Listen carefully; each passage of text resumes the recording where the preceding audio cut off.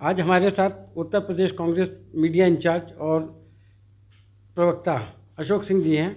आज हम अशोक सिंह जी से जानने की कोशिश करेंगे कि जिस जो उत्तर प्रदेश में कांग्रेस जो हाशिए पे सरकार चल रही है, इसमें ऐसा कौन सा बीज बोएंगे कि कांग्रेस जो है एक बार फिर नगर निगम चुनाव में अपना वजूद स्थापित कर पाएगी। अशोक जी, मैं जानना चाहता हूं कि कौन सी ऐसी रणनीति आपकी तय हुई है। पहले तो निष्पक्ष दस्तक के दर्शकों को मेरा नमस्कार।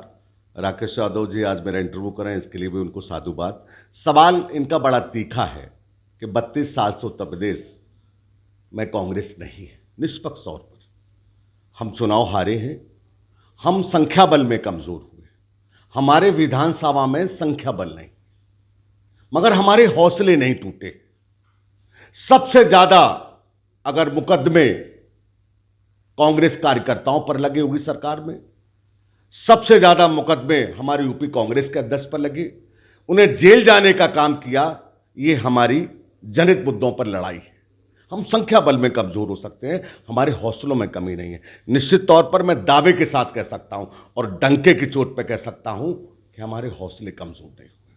हम जनहित मुद्दों को लेकर आदरणीय प्रियंका गांधी के नेतृत्व में, आदरणीय ब्रजलाल खावरी जी के नेतृत्व में, आदरणीय नकुल दुबे और सारे हमारे जो प्रांतीय अध्यक्ष हैं, हम उनके नेतृत्व में अभी नगर निगम के चुनाव की तैयारी कर रहे हैं और 2024 में लोकसभा चुनाव प्रस्तावित है। इस गूंगी और बहरी जो देश में सरकार है, उसको जगाने का, उसको हटाने का जो सपने मोदी जी ने बचाए, जो बेचे थे, 2014 से आज 2024 आने वाला है। आज उत्तर प्रदेश का नौजवान के सपने चूर चूर हो गए। किसान काल के गाल में समा गया। 1000 किसानों की सादत हो गई। कौन जिम्मेदार है? ये सवाल होगा देश की जनता से। योगी आदित्यनाथ जी, देश के प्रधानमंत्री जी, कितने काले कानून उन्होंने कहा कि मैं काला धन लाऊंगा और कहा कि 14-14, 15-15 लाख तो यूं ही हम लोगों के उसमें अकाउंट पे आ जाएंगे। ये सपने नहीं थे। आज नौजवान सवाल कर रहा है, आज किसान सवाल कर रहा है, आज देश का जो युवा पीढ़ी है कहां जाए रोजगार करने के लिए। उत्तर प्रदेश में रोजगार नहीं है और कहते हैं डबल इंजन की सरकार है। तो राकेश जी, हम होंगे कामयाब, इस आशा के साथ हम अपने नेतृत्व के साथ, प्रियंका गांधी जी का सानिध्य है, सोनिया गांधी जी का आशीर्वाद है, राहुल जी की प्रेरणा है हमारे साथ। आप देखिए यात्रा को लेकर किस तरह के शब्दों का चयन भारतीय जनता पार्टी कर रही है। चल के तो दिखाएं 2 कदम देश के लिए। हम फख्र से कह सकते हैं कि हमारे नेता राहुल गांधी 2000 किलोमीटर की यात्रा कर चुके हैं। ये कोई है देश में नेता ऐसा? बातें करने वाले लोग हैं, क्रिटिसाइज करने वाले लोग हैं, आरोप लगाने वाले लोग हैं, जले पर नमक छिड़कने वाले लोग हैं। इनको जवाब हिंदुस्तान का आवाम और देश का जनता देने वाली है, ऐसा मैं मानता हूं। देखिए अशोक जी, आप लोग वक्ता तो बहुत अच्छे हैं, जमीनी स्तर पे बात करते हैं, लेकिन हकीकत जमीन में कहीं पे भी नजर नहीं आ रही। नहीं, अगर किसी पत्रकार के साथ अमानवीय व्यवहार होता है, उसको जेल, सच लिखने पर जेल भेज दिया जाता है। क्या राकेश यादव मेरी भावनाएं सच नहीं है? अगर योगी आदित्यनाथ कहते हैं कि उत्तर प्रदेश में राम राज्य आ गया है और मैं कह रहा हूं कहां गया, पत्रकारों की हत्या हो रही है, महिलाओं के साथ दुराचार हो रहे हैं, ये सच नहीं है। और सच लिखा नहीं जाता, सच देखा नहीं जाता, सच सुना नहीं जाता। किसकी जिम्मेदारी है भाई और किसकी जवाबदेही है? आंकड़ों पे बाजीगरी कर लीजिए, आंकड़ों की बात कर लीजिए। आज जितने भी आंकड़े सरकार का आती है, अपनी वाहवाही पीठ थपड़ती है। यही लखनऊ राजधानी है। एक बलात्कार पीड़िता की एफआईआर नहीं लिखी राकेश यादव जी, आपने खुद ही लिखा, उसको आपके अखबार में लिखा गया। दर दर की ठोकरें खाती रही। तो क्या सच नहीं लिख रहे? क्या कांग्रेस काम नहीं कर रही है? हमने पहले कहा, मैं पहले वक्तव्य में कह चुका हूं, कांग्रेस कमजोर हुई है। क्यों कमजोर हुई है? हमने, हमारी हो सकता है, मगर हम संख्या बल में कमजोर नहीं। संख्या बल में, अब मेरी बात सुनिए, मैं कार्यकर्ता, हमारा हौसला नहीं टूटा, कार्यकर्ता हमारी लड़ाई लड़ रहा है। मैंने पहले कहा, योगी सरकार में सबसे ज्यादा जेल जाने वाला कांग्रेस का कार्यकर्ता है।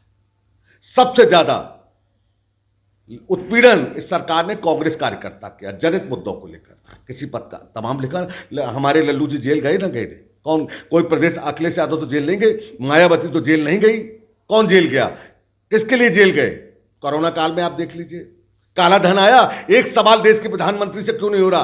भाइयों बहनों, काला धन आया क्यों नहीं आया भाई? बताएं, कोई जवाबदेही देने के लिए तय है? आप झूठ परोस रहे हो और झूठ बेच रहे हो। मैं सच परोस रहा हूं और आपको दिखाई नहीं देता राकेश यादव जी, हम सच बोल रहे हैं। अच्छा अशोक जी, एक चीज़ ये बताइए कि आप लोग इतने बड़े बड़े दावे कर रहे हैं कि नगर निगम चुनाव हम जीत रहे हैं, ये कर रहे हैं, ये बताइए कि आपके हाईकमान, आपके प्रदेश अध्यक्ष का क्या कोई वर्चस्व है कि आपने उपचुनाव का बहिष्कार कर दिया है सपा के लिए? देखिए, हमने पहले भी इस पर वक्तव्य दे दिया है और आज भी मैं बतौर पार्टी के छोटे सा कार्यकर्ता होने के नाते ईमानदारी से कह रहा हूँ, हम 2024 की तैयारी कर रहे हैं, हम नगर निगम के चुनाव की तैयारी कर रहे हैं। हमने उपचुनाव पहले भी नहीं लड़ा, हमारी अपनी रणनीति है। पार्टी जैसे आप अखबार की अपनी रणनीति होती है, हर चैनल की अपनी रणनीति होती है, हर चैनल अपने आप को नंबर 1 बताता है, हर पार्टी अपने आप को हम अपनी रणनीति का बता रहे हैं। हमारी रणनीति प्रियंका गांधी के नेतृत्व में हम नगर निगम में हम आश्चर्यजनक परिणाम होंगे।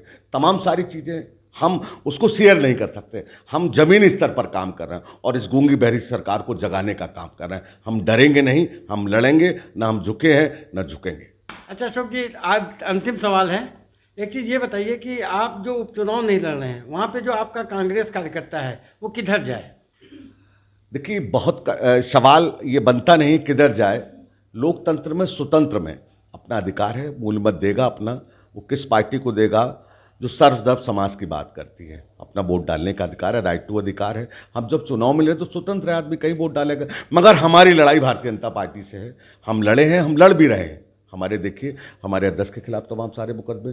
कोरोना काल में वो सवाल नहीं पूछा आपने मोदी सरकार से और योगी सरकार से, हम बसें तो दे रहे थे, हम ऑक्सीजन तो दे रहे थे, हम तो सेवा कर रहे थे। आप क्या कर रहे थे? आप डराने का प्रयास कर रहे थे, आप मुकदमे लिखवा रहे थे।